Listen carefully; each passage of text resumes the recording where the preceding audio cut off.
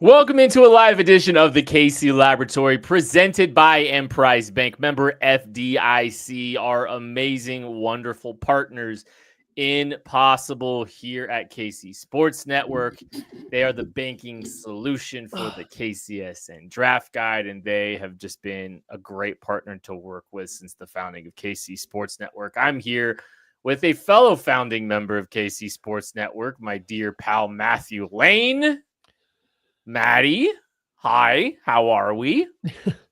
We're doing pretty good. We're in the thick of we are now into the first full week of kids out of school. So we have officially entered our summer break. So things are about to be rolling. But Kent, I got a funny story for you that you will not find surprising at all.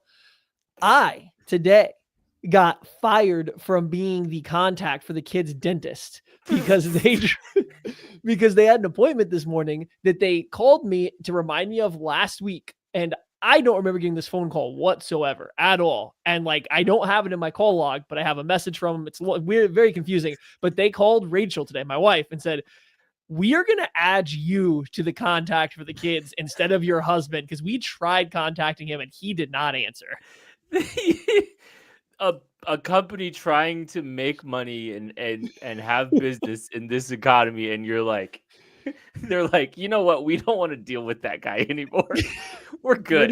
Pretty much. This guy is wasting our time, man. We can't deal with this jamoke here. There must be dozens of us though, because they said immediately to my wife, they said, they were like, "Hey, that was your husband whose number we had on file, correct?" So there must be there must be dozens of us husbands out there that are not returning these dentist phone calls. What if this isn't the first one you've missed too? That's entirely possible, to be honest. It's entirely possible.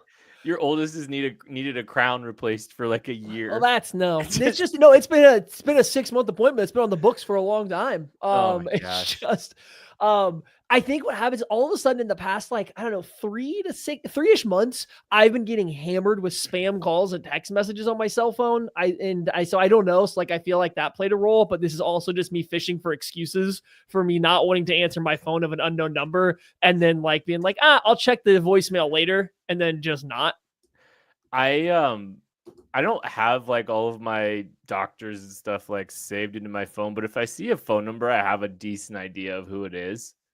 And so I can remember numbers pretty easily and stuff like that. So I'll see it and be like, "Oh, that's my arthritis doctor." I literally stop after area codes.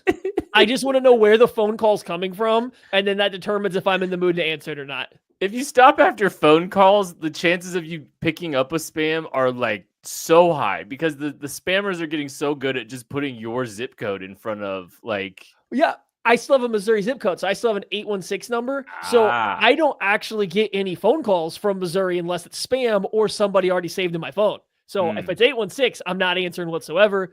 336 is around here, and I go a little bit further into that and decide if I want to answer it or not. But this is where we are. I'm blaming the spam calls for this happening, but I have been fired from being the contact at the children's dentist office, and I figured you would enjoy that and not be surprised. I'm not. I mean, it turned into a running bit that you wouldn't cash your check for the draft guide every year, and you sent me a text letting me know that you did it before May was up. Congratulations to you. All right, Maddie, I have a question for you. It's pretty important. Do you know who Jack Caglione is? Yeah, he's the beefy-legged Royals hitter that's in the minors. The only reason I know is because every other day he's all over the timeline from people that also cover the Chiefs. They're tweeting out about him. And so I just know him for hitting dingers and having a beefy lower body. That dude he has got quads for days and he is hitting nukes. I just didn't know if you knew who he was because, I was just curious. I was curious if you've been keeping up with. Just curious. Yeah, you're more interested in the physique of Jack Caglione and whether or not he can play tight end than you are what he is doing in the Royals farm system. I needed to know. I needed to know. Appreciate everyone hanging out with us today. We are always grateful for you listening, watching, and supporting the show. And we are going to continue the themes that we've been doing. We've been playing Lessons Learned Roulette, Tucker rolls the wheel. We pick a game that we have to watch for the next week. And sorry, I had to flop real quick for Kenny. because Kenny wants to shout out Shea Gilgeous-Alexander, who's about to make it to the NBA Finals. Oh, got it. That's gonna I had to hit the turf real quick. This is why the audio just does numbers because they can see everything happening right now.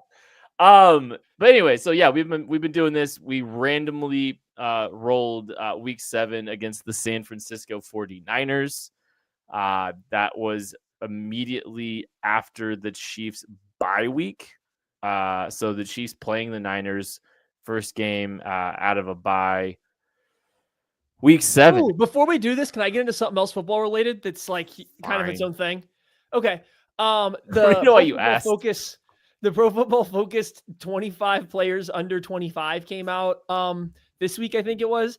And the Chiefs have exactly one player on there, and Trent McDuffie. He is number 5 behind Penei Sewell, Puka Nacua, Kyle Hamilton, and Jaden Daniels. So it's a pretty good spot for Trent McDuffie. Actually, that's fair, I think, for those guys to be ahead of him, whether we agree or disagree. I think that's pretty fair. Not a single other Chief is on there. Does that surprise you? Or if not, who would you make a case for? I mean, Carl Loftus, Rasheed. And I'm not even saying he is 25. He just turned 25, so I don't think you could do him. Carl Loftus is 24 and just turned 24 this year. So actually, you know what? I could listen to that argument. I'm not gonna make a strong one though, or like a super strong case for it. Like, do you think he's better than Kirby Joseph? Is he a better football player than Sam Laporta is right now? Ooh. On the field? Christian Benford. Yeah, I think I'd rather have George Karlaftis than Christian Benford. I think so. I think I'd rather have him than Sam Laporta. Is kind of like a tale of 2 years right now. And like, I know it was a little bit of him. So, but like, it's just, yeah, I think you could definitely make a case for Karlaftis of those guys for sure. I think that's probably the only one if I'm looking at it. She's not, I mean, I don't think Worthy's there yet. No. No, a bunch of other rookie wide receivers were there, and I think he was clearly the next best one. So they got all the. I mean, I think that Marvin Harrison Jr. didn't make it, but Ladd McConkey, Brian Thomas, Malik Neighbors, all made it as rookie receivers. Then I think like you probably have, just based on last year, you have Marvin Harrison Jr. and then you have Xavier Worthy coming up next. But like, I think either one of those guys or both those guys would have to have a big year.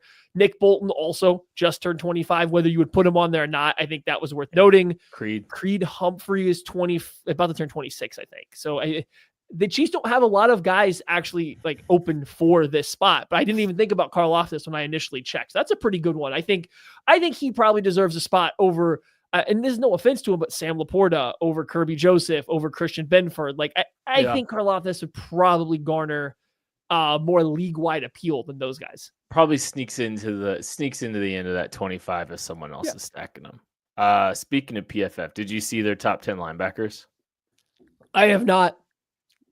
Did you see where Bolton was?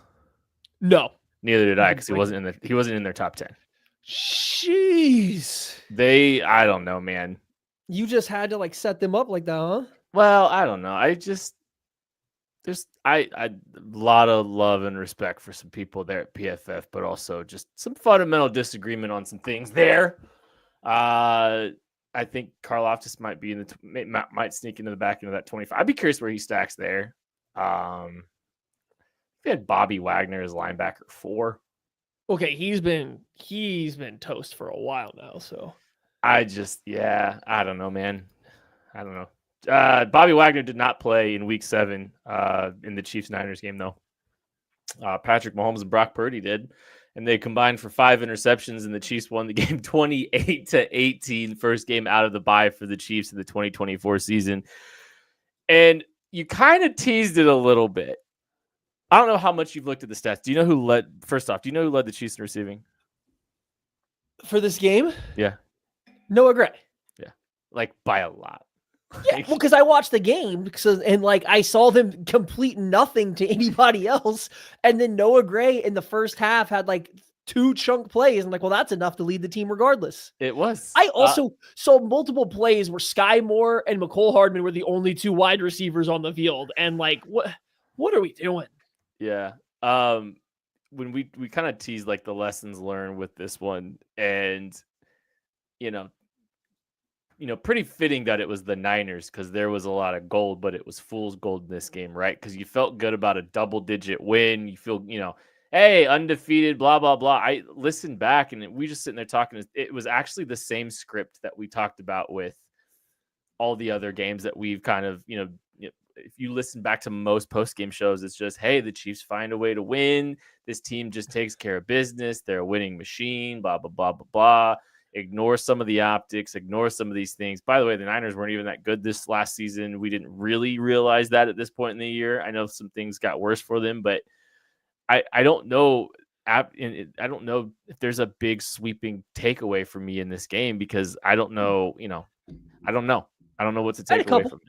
Okay. I had a couple. I mean, first of all, this game wasn't good. I don't know what the thoughts were in the moment of rewatching this game. There was very little offensively to come out of this game thinking even remotely good from. I mean, at one point they had to resort the entire offense to just screens and end arounds to move the football. It was hard play action and then trying to find Noah Gray leaking out downfield and then hitting literally end arounds and screenplays was like all they could do for a little bit. And the offense was, just dreadful. But the things that stand out to me, let's stick to the offense real quick. Then I'm going to go back to the defense because I have positive defensive takeaways. Offensively, this game, the biggest thing that stuck out to me was, boy, Travis Kelce looks cooked. For a guy that just beat the crap out of this 49ers team in the Super Bowl when it mattered, just a few months prior, less than a year before that, he had a fantastic game against this exact same team. And this man looked cooked out there. He could not get separation from anybody. When he did settle into zones, it didn't have just like the same little shake that he has to create space to catch, turn, and run. It was literally he would just get there, plot around, and open up, and the ball would be on him. And whether he caught it or not was kind of up in the air, but then like he's already just being hit and contacted. There's no chance for him to even show that there isn't any yards after contact. So we'll see if going before, if it stands out as obviously as it did in this game. But watching this game, I came out of it thinking whoo, that if that is the version of Kelce you're getting, this offense definitely needs to have a new number 1 and probably a number 2 receiving option if that's kind of what he's going to be all year long. Yeah. And I really don't want to spend all summer harping on this. I do think there's reason. Maybe there's reason to be concerned with Travis just because,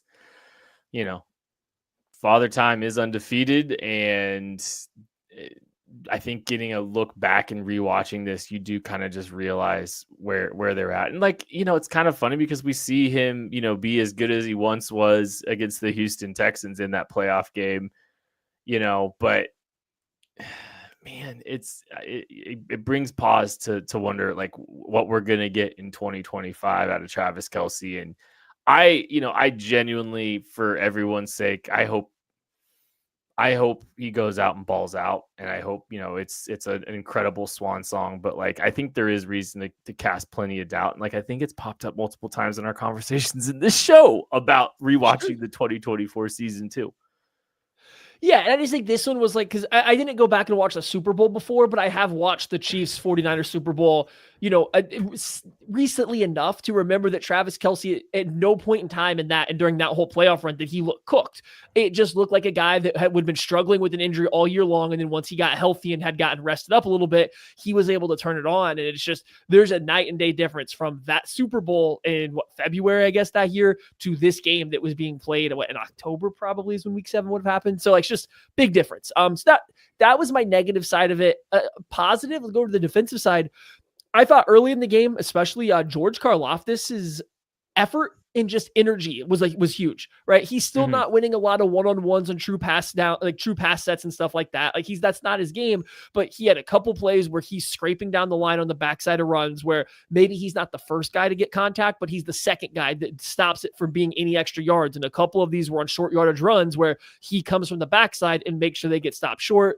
There's a couple play action plays where he reads it, recognizes it, and gets out in the throwing lane of a smaller quarterback in Brock Purdy and forces inaccurate or bad decisions trying to throw over Karlaftis. A couple times he was the one chasing Purdy down, trying to scramble. So I just thought that like his effort and style of game was really on display, especially early in this one. But like it, for a guy that doesn't, I don't think, make a ton of just huge highlight impact in one-on-one situations, I do think that like his presence was felt in this game early on, and that is the kind of stuff you can expect from him, I think, going forward. I don't know if I think I didn't listen back to the entirety of the post game show. I did go back and listen to some of it, and I also like I don't know if we addressed it, but the first quarter was also like the worst quarter ever. Like the Chiefs fake a punt, they don't get it after being forced to punt. Then they get a turnover, and then they drive down a little bit, and then they turn it over themselves. Like that was just such an awful first quarter. Just in general, the Chiefs got a little bit hot later as the game goes. But even then, they got a short a short field to score their second touchdown in that game, right? Like I don't know. I didn't want to harp too much on the offense again because I know we just kind of churned through it. Anything else on the defense? Yeah. And this is more of like an angle towards national media covering the Chiefs this offseason.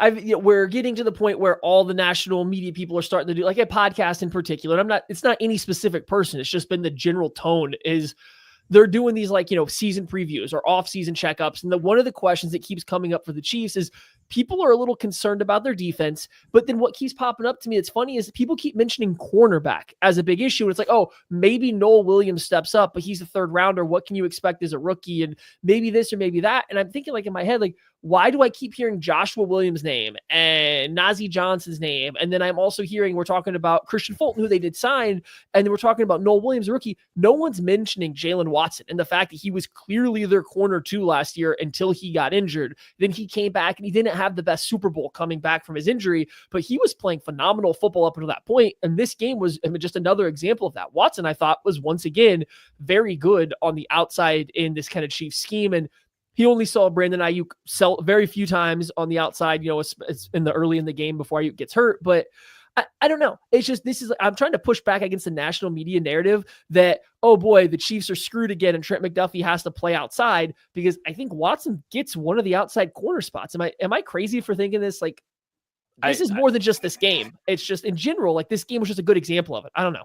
He had an incredible start to that season. And people forget. And oh, by the way, it's a contract year for him as well, right? So like this is a big opportunity for him. But like, yeah, I think he's very clearly, obviously, the cornerback 2, even with Christian Fulton in the mix here. So like I know they just invested in Christian Fulton, if that tells you how good Jalen Watson was last year. But I think he's cornerback 2. I think he's the starting outside corner and in 2 cornerback looks. Like I'd kind of be surprised if he wasn't, honestly. I just think that, bringing in Fulton gives them the depth and flexibility because they badly needed it last year because injuries do hurt.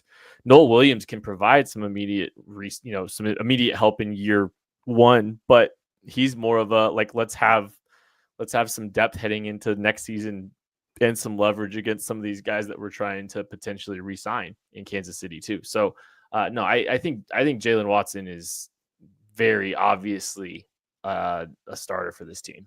And like, we'll see what happens with Fulton, but like, I think Watson here in KC outplayed what you watched when you put Christian Fulton tape on this offseason after the Chiefs signed him. Yeah, no. And so I think Fulton's definitely going to be in competition for somebody. And I don't even know if I think Christian Fulton is going to be, he's going to have a chance, but I don't even know if I would say he's the favorite to be the corner 2 and 2 corners. The Chiefs want to play base. I don't even know if Christian Fulton definitely pushes Watson off the field. I mean, no, he doesn't. Right. I don't think I meant like in the, I think Christian Fulton is the clear cut CB3. I think Jalen Watson is the clear cut CB2.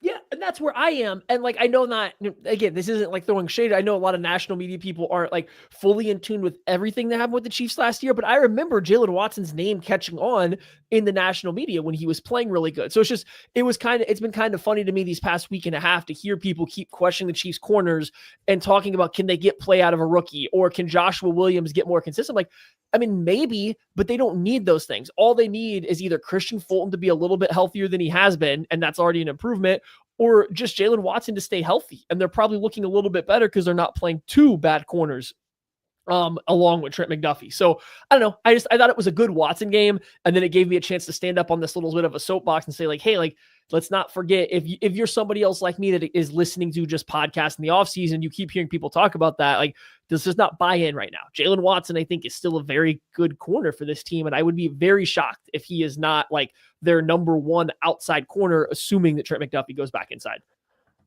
I will say one thing just real quick about the cornerback room too. And I'm sure we'll get into it later too this summer. I absolutely love how much competition is in that room, and I also like how many guys are in contract years. I think that's a really. I think you'll see some guys rise to that occasion, go out there and get paid. I'm really fascinated to see who kind of rises to the top. We're going to talk about the offensive tackles, though, and do a big position review. But before we do that, Tucker D. Franklin has to tell us what Chiefs game we will be watching for Monday's show. Let's do this. Ooh. Sorry I didn't match the energy, Tuck. That's on me. No, it's okay. Wheel of Names coming up here. Wheel of Games, sorry, from wheelofnames.com. Got a lot of doozies in here still. Let's see what we got. I'm going to go ahead and click to spin.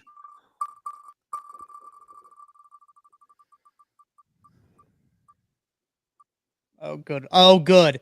The overtime thriller, Week 9 versus the Tampa Bay Buccaneers on Monday Night Football, I believe. This is a Monday Night Football game. It was Monday or Sunday, yeah. Monday. You know what?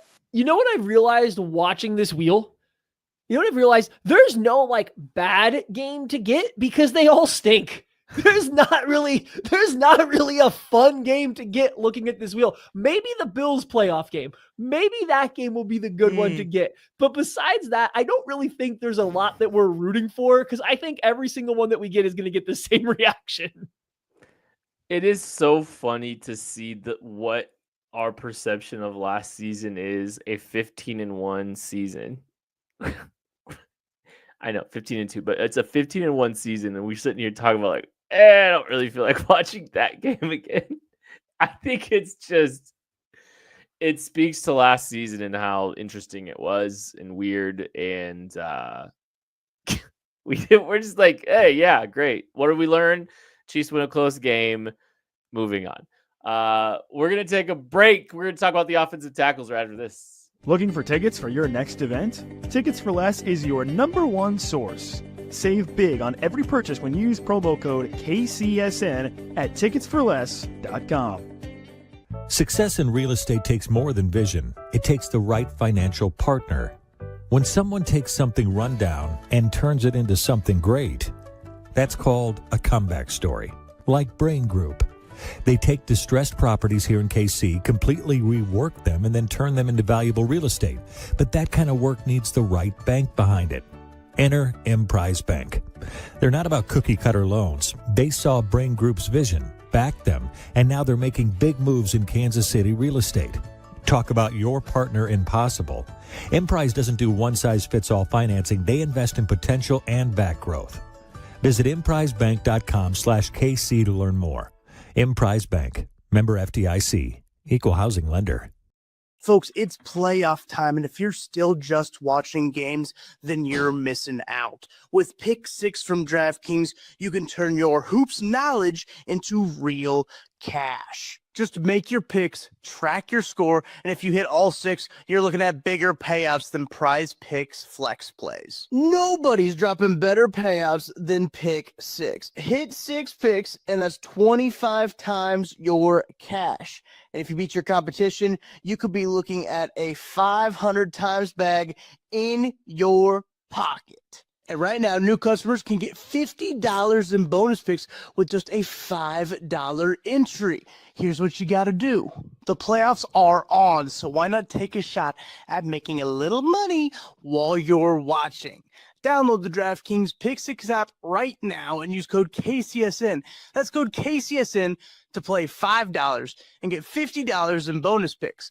Better payouts, bigger wins, only on Pick 6 from DraftKings. The crown is yours. Gambling problem? Call 1-800-GAMBLER. Help is available for problem gambling. Call 888-789-7777 or visit ccpg.org in Connecticut. Must be 18 plus. Age and eligibility restrictions vary by jurisdiction.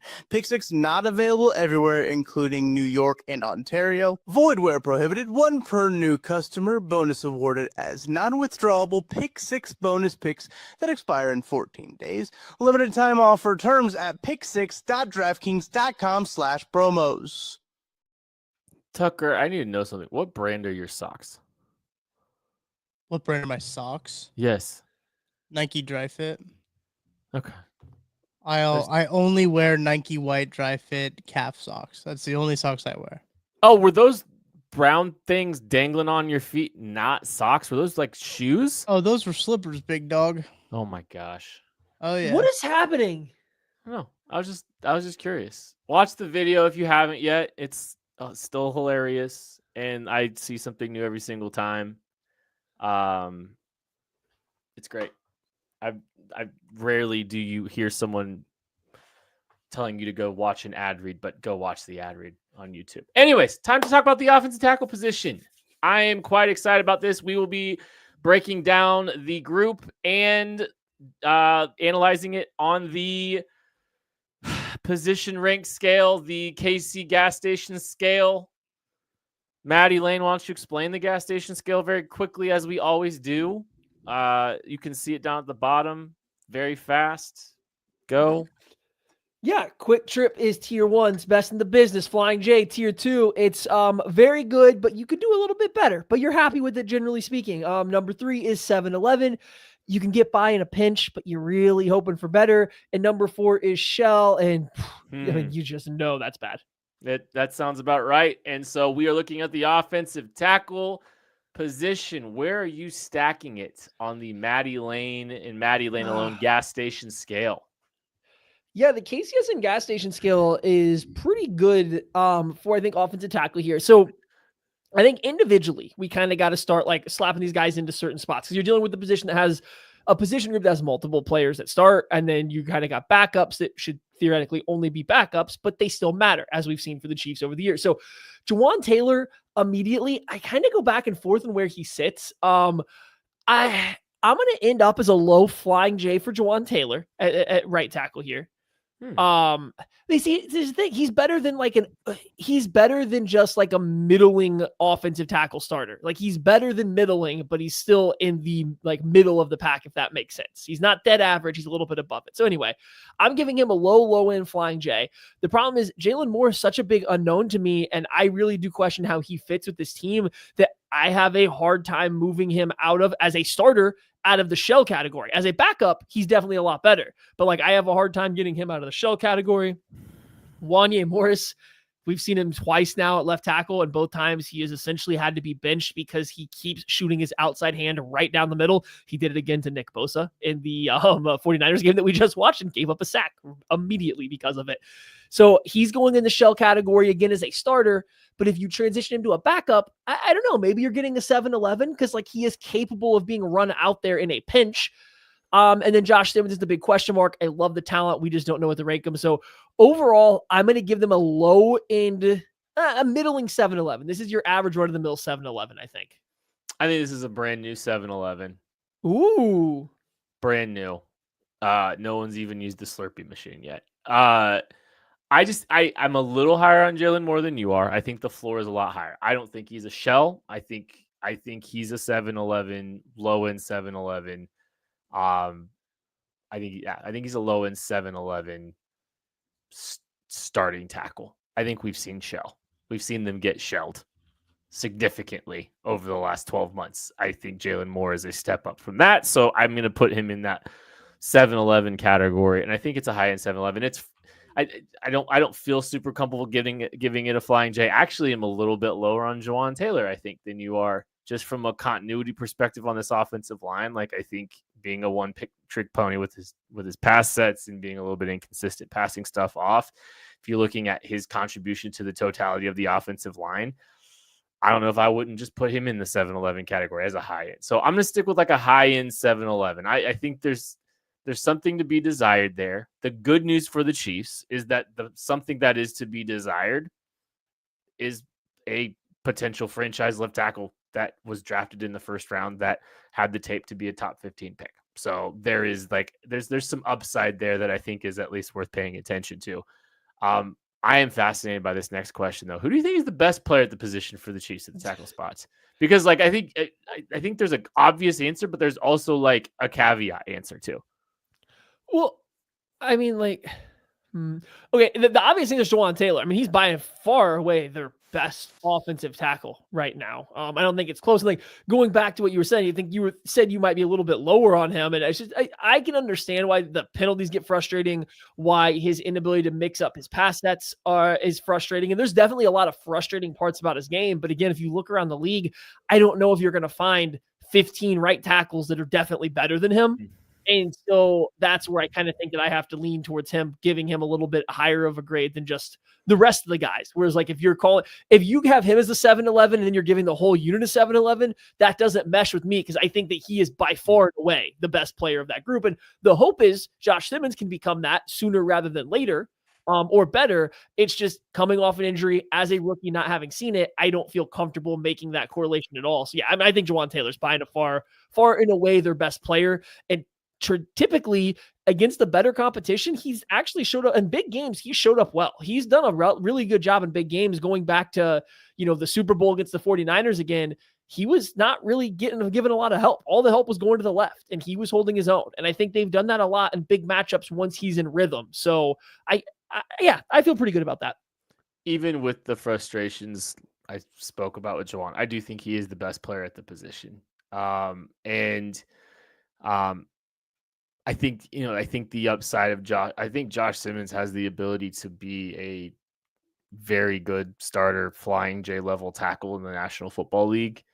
And I think he has a chance to be it sooner rather than later if the medical stuff kind of, comes out positive on the other side of things. I mean, watching his tape, there's not a lot to pick at. These are the kind of players that go in the top 15 picks and rarely make it outside of that top the teens, right? Like the players of his caliber are normally not available in the 20s or later. And so being able to get a player with this kind of talent, I think he has the ability to be comfortably the best tackle, potentially even as soon as this year, if everything goes right. And I think that's crazy. It would be more like a back half of the season kind of thing. But if you told me that Josh Simmons is their best tackle at the end of the 2025 season, I'm not going to be all that surprised because that's how talented this guy is. And that's how impactful of a player he can be in the blind spot that this team has been trying to figure out for the longest time for Mahomes. Maddie, who takes a step for you in this tackle room? Who do you think's the player that is going to elevate their game? I think there's some good candidates here, and I have another interesting one too there. So. Oh, I mean, I think there's an obvious one for who needs to, but I'll leave that on the table for you and come back to it. I mean, as far as who takes a step, give me Josh Simmons, and I guess it's unfair to go with the rookie, but we've kind of done this at some other positions because he doesn't fit into the sleeper category, right? So it would be really nice to see Josh Simmons just take a step, or just show up and be able to play. And if he can come in and hit the ground running at the level that I think we saw early in the season this past year at Ohio State when he got used to playing left tackle and a new offense and stuff like that after last year, he looked really, really good. And if he can hit the ground running after this injury and look like that guy again early on, that'll be huge because while it may not be a step for him in the sense that we're talking, that'll be a big step up in the left tackle play than what the Chiefs have seen the past 2-3 seasons, essentially since Orlando Brown Jr. left. That would be a massive step up in the left tackle play that they've seen. It'll obviously come with ups and downs of being a rookie and everything, but if he can just show up and play to the potential that we saw in college, I think that's by far the best left tackle this team has seen since Orlando Brown Jr., and that would be a huge boost to the rest of what this team has, had to deal with over there. For me, and this is someone coming a little bit in on the lower side of the Jawan Taylor, conversation. I think he's going to have his best year in Kansas City. I think he might have a flying J level season here in KC because this is essentially his final year, most likely as a Chief. His contract is much easier to get out of in 2026. It's a $27 million cap hit next year. I would be a little surprised if they extended him, and I'd also be a little bit surprised if they kept him on the $28 million cap hit in 2026. I think, it's a contract year for him. I think he's got an opportunity to go out and make another bag as a 29-year-old right tackle somewhere. I think some of the inconsistencies can get worked out. I'm curious to see how everything kind of goes, with continuity between right guard and right tackle in 2026 and some consistency there. And I think there's an opportunity, and it makes a lot of sense for him with a contract year to go out and play his best football and play the best football that makes the most sense for the Chiefs' success. So I actually think Jawan Taylor has a chance to be a guy that goes up and makes another step, acknowledging that like maybe I'm a little bit lower on him than some other people.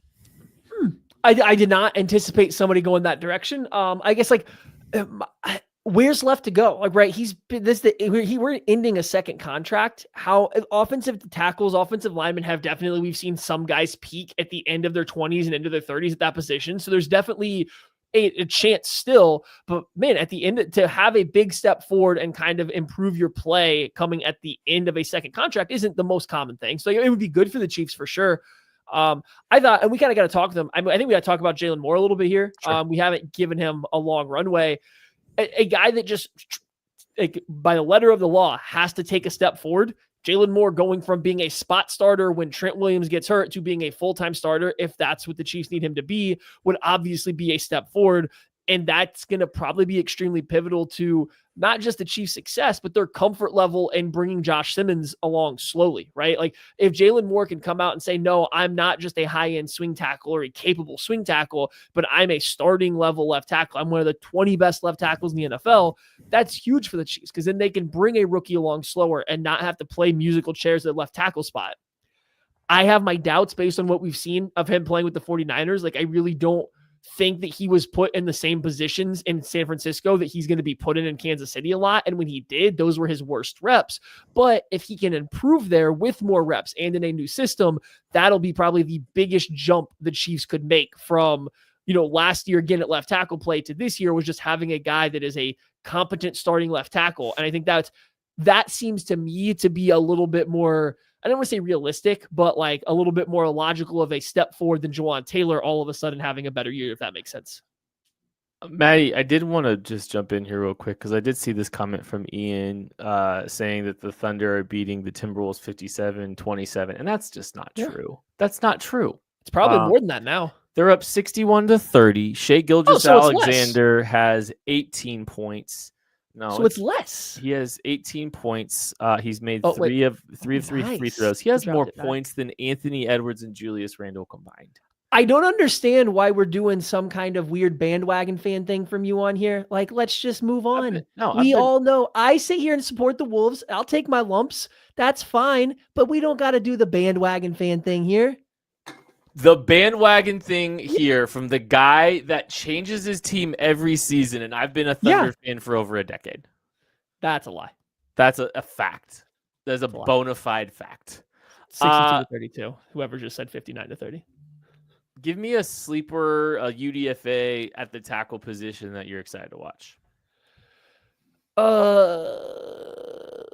I mean, okay. Let's give me Esapol out of Washington State just to make the roster, right? Like, I don't think we're going to get any play out of him. I don't think he's going to get any run, but he'll be fun to watch in the preseason to see that athleticism stand out, to see that guy go out there, see what he can do. He's a basketball player that has plenty of starts at Washington State, but not like a ton of football experience because he's transitioned to a new sport. So let's see what he looks like for the Chiefs. How far away is he? Is this a guy that clearly needs to go be on a practice squad for 2 seasons? Or is he close enough that you have to find a way to stash him on the 53-man roster and see how that is going to, play out as the season goes along? Where is he at on that developmental curve? I think will be interesting. I'm paying attention to Ethan Driscoll there because you talk about undrafted free agents making the roster. The Chiefs did not want to give Ethan Driscoll an opportunity to be claimed somewhere else. They kept him on the 53-man roster and stashed him for the entirety of the season, and I get why. he did some good things in the preseason game, and he did some capable things in the week 18 game as well. So I'm looking forward to seeing what Ethan Driscoll is in year 2. I think he's an intriguing prospect with some exceptional movement skills. You saw him; they like their athletes, tackle position. So give me Ethan Driscoll. I think there's a chance that Esapol can't be out Ethan Driscoll. I mean, I don't think the expectation in any way, shape, or form should be that Ethan Driscoll is seeing the field or something like that. But I think he's a guy that can provide capable depth down the road, maybe even next year as a swing type tackle player potentially here in Kansas City. So I'm higher on Ethan Driscoll. I think there's a reason they kept him around, and I think there's a reason that he can. I think there's a chance. I think there's a chance that he's a contributor before his undrafted free agent contract is over. When we're looking at this roster and you're looking at the players here, do you think that it would be wise of the Chiefs to make an investment in free agency at the tackle spot outside of what they already have? No, I mean, the room's pretty full with guys. And we've talked about a lot of different names now. I mean, you're probably only going to roster 5 offensive tackles, and that's even on the high end. If you feel really good about your starters and your backups, maybe you get away with 4, but you're not rostering more than 5 of these guys. And when we're already running down the list now, right? We got Josh Simmons, they just drafted, Juwan Taylor, who's on a big fat contract and a starter, Jalen Moore, who's going to be, they just signed and is competing for reps.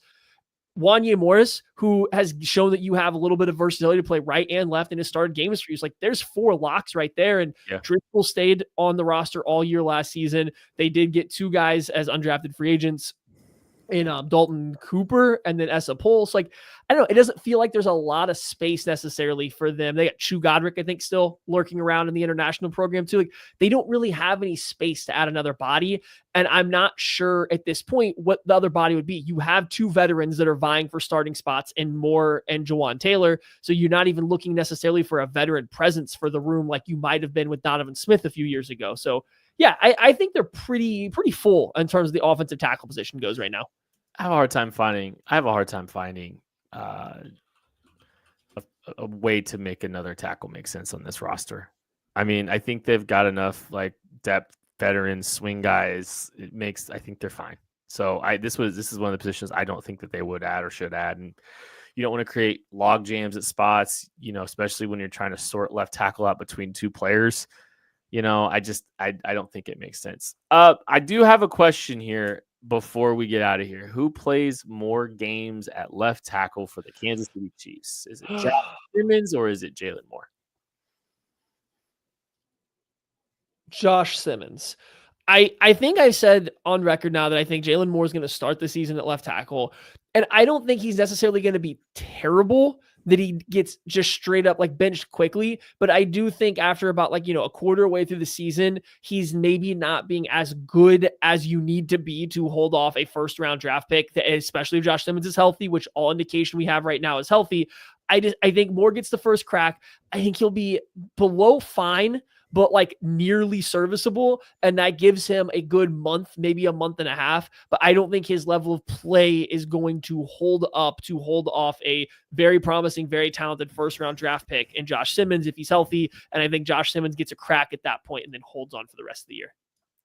Very interesting decision for the Chiefs to make. Do they try to throw a rookie into the middle of the season once he's fully healthy? When is he fully healthy? Is he going to be fully healthy? There's a lot of question marks out there. I think Jalen Moore probably starts more games than Josh Simmons if I had to guess, but that doesn't mean I don't believe that there's a chance Josh Simmons isn't not only the starting tackle by the end of the year, but also their best one in a while. So I can't wait to see Josh Simmons whenever he does get out there, and hopefully Jalen Moore can provide some capable consistency over there on the left side. That is going to do it for this episode of the KC Laboratory. Thank you all so much for listening, for watching, for supporting. We love you. We appreciate you. We'll catch you later. Go Thunder. Please, Pacers, save us from hell.